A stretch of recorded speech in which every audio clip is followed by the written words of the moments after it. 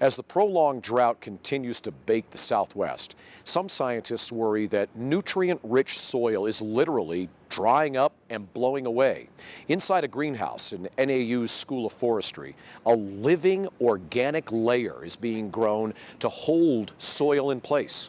Bonnie Stevens shows us where this biocrust is being tested. In the canyonlands of southern Utah, most of us notice the striking red rock monuments and remnants of past civilizations.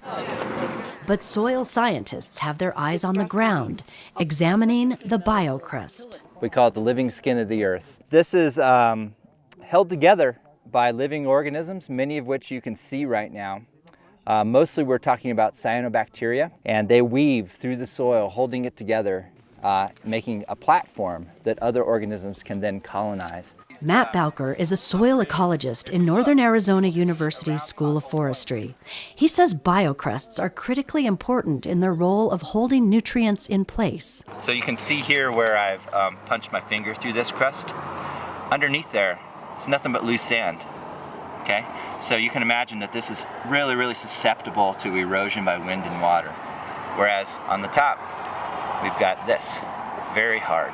This is actually difficult to push my finger through, it's so hard. Scientists say trampling and driving over biocrust has destroyed it in some places.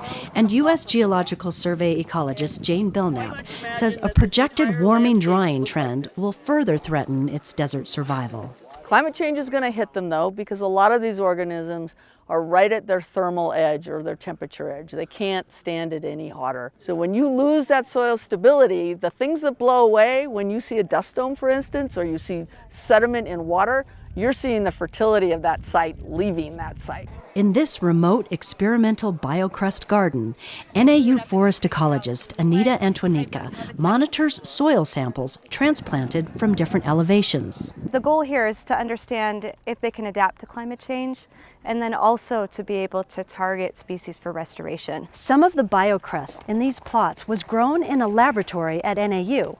Scientists want to find out if they can speed up the time it takes to establish a healthy surface soil community in the field.